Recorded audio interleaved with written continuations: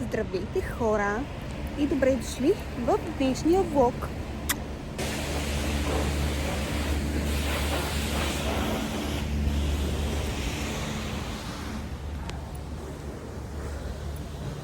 Беше доста шумно и не знам колко ме чувахте. Чакайте, че ми се просълзиха очите от светлина. Беше доста шумно и не знам колко ме чувахте, затова сега ще ви кажа. Отиваме до Димитър Петков. Искам да отида до Баем-Тре, които са едни бисквитки и матча. Ще ви ги покажа като стигнем. Вижте колко е красиво само. Вече зелено. Много яко. Добре, намерих само на едно място това, което ми трябва. Погледнах и надолу дали има и няма. Така че сега се връщам там да си взема оттам тези рози, които аз не знам точно как се казват, обаче сега ще питам човека и ще ви кажа.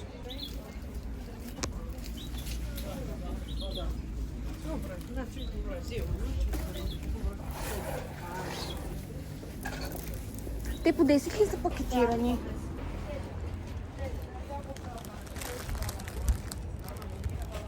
Имаме го, хора. Ето ги. Красивите цветя. И се казват лютиче. Имат и друго име, обаче не знам какво е.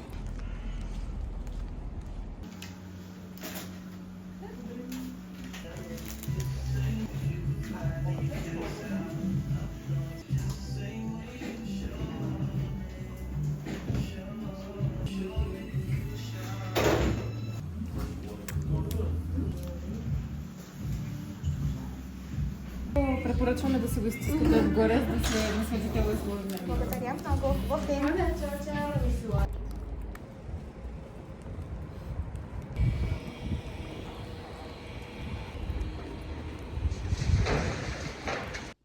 Ето как изглеждат и бисквитките. Просто са феноменални. Тази е с лайм. Ягодовата е ягодов чизкейк. И ето ми ги цветята. След мъничко ще ги аранжираме.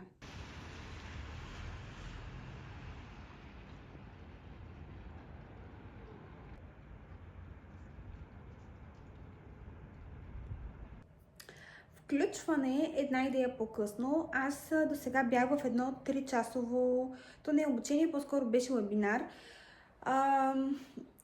в който слушах за една програма, в която ще се включа отново.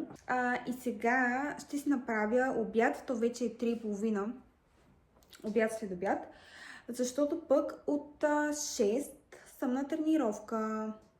6:30 съм на тренировка. Но преди да си направя обяда, искам да аранжираме тези цветя.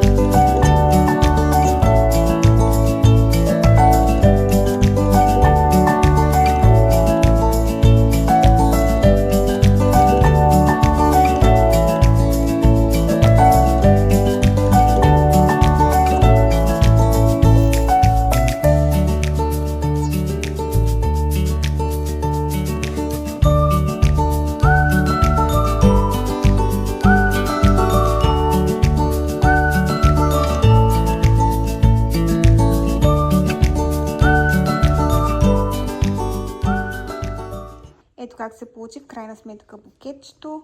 Много ми харесва. Така, ще им се радвам. Надявам се да са трайни. Път си взимам лютичета, но пък ми станаха много любими и много ми харесват.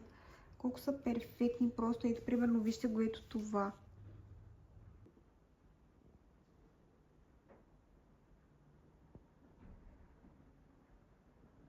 Да, аранжирахме цветята. Сега ще си направя едно обядче. И след това имам да си разпиша няколко неща, които така съм оставила малко на заден план, свързани с едно обучение, на което бях и което довършвам сега, защото просто съм доста изостанала. След което ще се оправя за фитнес и ще отидем да тренираме.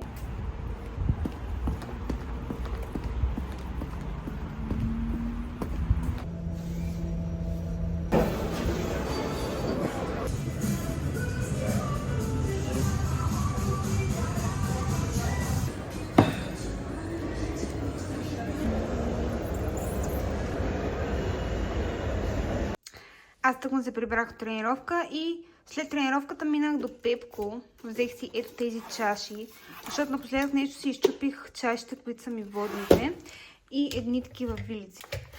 И минах през супермаркета за едно и за един ето такъв чай.